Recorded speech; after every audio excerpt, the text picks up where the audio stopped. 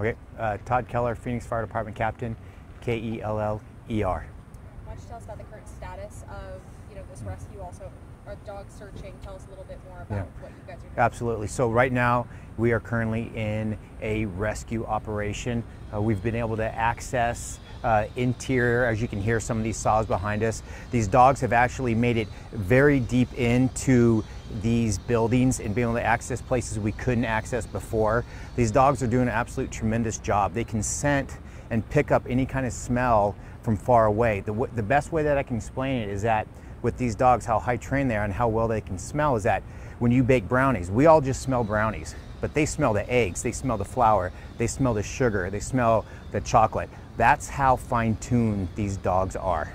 And you have 8 of them, correct? Yeah, we have 8 dogs. They're working 10-minute work cycles, and they could do 4 to 6 reps. What kind of equipment are y'all using? Are y'all using still the same cameras and whatnot? So absolutely. So we are using, as you can see, the crane behind us.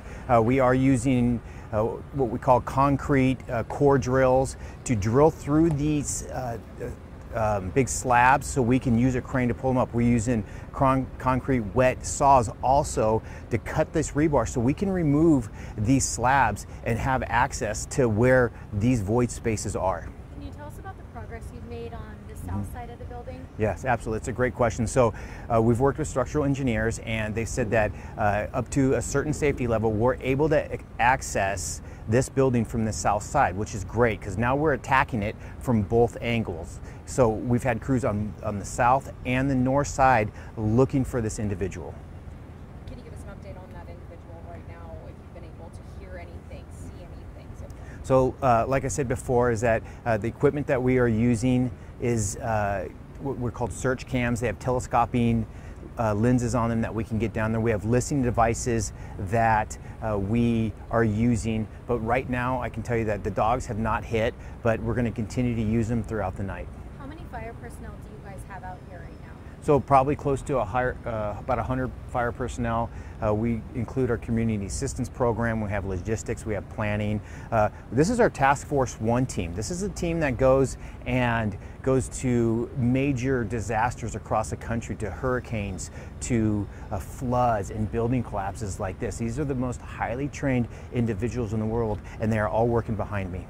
So what's the game plan for this rescue heading into these overnight hours? Exact same thing. We're going to continue to try to make access to these void spaces. We're going to drill holes, put these cameras down, put our listening devices down. We're going to be working throughout the night. So I can tell you that our members are working on 12-hour work cycles. So every 12 hours they are about 8 o'clock a.m., 8 o'clock p.m. They're coming in. We got fresh men and women coming in and replacing. We're recycling our crews in and out of those hot zones. Tell us about the information you've been able to get from warehouse staff and Yes. employees and how that's helped you guys. Yeah, so they've been very, very good to work with.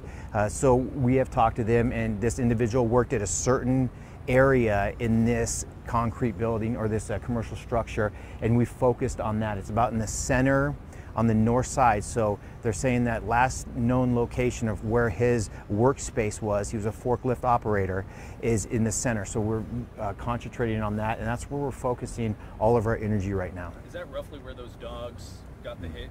Yes, it is. No, that was actually a little bit on the east side, but I can tell you that where the dogs are right now, they're directly focused on that center side. Can you tell us about the map of the interior of this building you've been able to get and how that's helped? Yeah, so I've talked to the building manager. He sent me the map. So how this works is that these are aisles. These are long aisles that span the entire width of this construction or this commercial structure, and these have all fallen down, and not only have they fallen, they've contorted. So our members are getting in and they have to dig over, work with structural engineers, see if they can even get in there.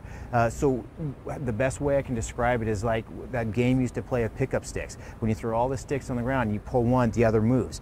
That's what we're worried about. We're worried about that secondary collapse, is that we pull one stick out and 3 more fall. We pull one rack out, 5 more come down. So we have to be very, very careful and plan accordingly of how we are going to assess the situation and work. Now that y'all are getting in a little deeper, y'all are running into the supplies here at the warehouse. Are there any dangerous equipment y'all are running into that's being kept at this warehouse, or is it all pretty much safe stuff? No, so I did talk to a lot of the employees, and what they described to me is what is the product that they have in there is that this is a storage facility. So they are storing everything from canned vegetables to bottles of liquid. One said that they are DIY project stuff like outlets and drills and stuff like that. We did confirm that there are no hazardous materials inside this building. Though we do have hazardous teams, they're part of our heavy rescue, heavy tender teams that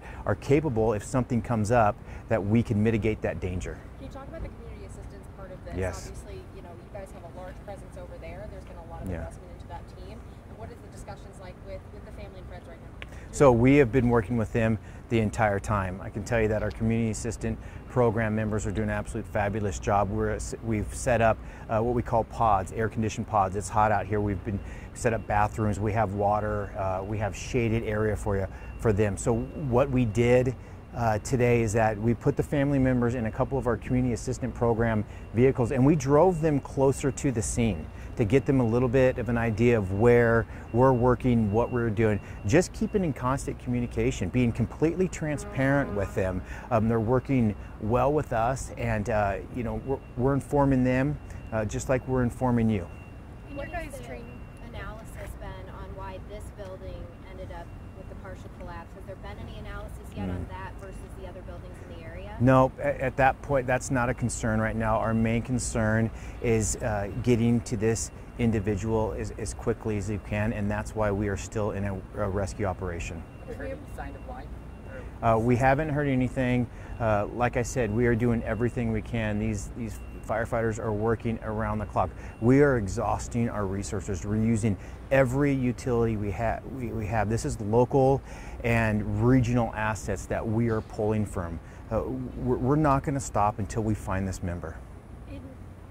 As we approach really the 48th hour, you mentioned earlier today, I think, that in your guys' training and expertise, you have seen where an individual is pulled out and okay after 2-3 days. Can you talk about that and, you know, I guess the message of hope that's still here? Yes, absolutely. So we've seen in situations like this where people have survived 2, 3, 4 days. That's why we are still in that rescue operation phase, and we will be working throughout the night for like that. One thing that was asked to me is that, you know, these dogs, how far can they get in? They can get in a lot farther than us. Their noses can go a lot farther than us. Like I explained that analogy to you all, is that they are very advantageous in a situation like this, and they're doing an absolute fabulous job. They're part of our urban search and rescue team. How many dogs again do y'all have out here? So we have, right now, we have 4 dogs, but 8 are capable of coming out, and they're just as important as ours. We're recycling them in and out of the hot zone like we are our members. They're getting rest, they're getting water, they're going home like our members are coming home and coming back. Like I said, they work 10-minute increments 4 to 6 times, like our members are getting in and out of that hot zone about every hour for, you know, about the same amount of cycles. Is there any estimated timeline? You mentioned the map and you have the layout of the interior. Is there an estimated timeline of when you think you would get to the point where you've searched, you know, throughout the entire building? So right now we do not have a timeline, but I can tell you we have pulled these concrete slabs back. You got to remember that each one of these slabs is 100,000 pounds. So we're having to quarter these, cut these in half, and use that crane to pull it off. Now we're going to get more equipment in here now that we have the slabs off to start pulling that product, pulling that merchandise, so we can get down there and to the ground level. I was going to say, are there any other companies in the valley or regionally that you guys have called in or plan to call in that can help assist in that effort? We have a lot of partners that we are reaching out to. We've had a lot of people ask how they can help us. We are using, obviously, the crane company that you see behind us, and we will be calling those additional companies with that heavy equipment. The complexities of this incident is so big that we're going to have to use every resource we have to find this individual, and we will find him. What hope does Phoenix Fire have? What's that? What hope do you guys have that we're going to find him? we are optimistic. Like she just asked, is that, you know, you come to that, you know, 72-hour mark, we're just about to hit, you know, 48 hours, about 47 hours right now. We're working.